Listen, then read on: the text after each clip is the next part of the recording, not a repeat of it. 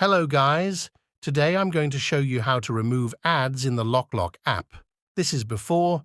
As you can see, it has ads, and every time you click the pause button, ads pop up, which is really annoying. This is the after. See the results? No more ads. The first thing you need to do is turn off your Wi-Fi connection or your mobile data.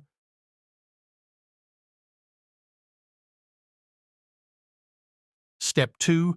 Open the LokLok app. Step 3. Click Tap to try again. Step 4.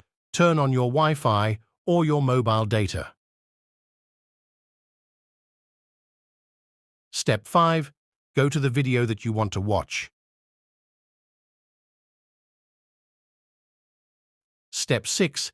If it works, subscribe to my channel.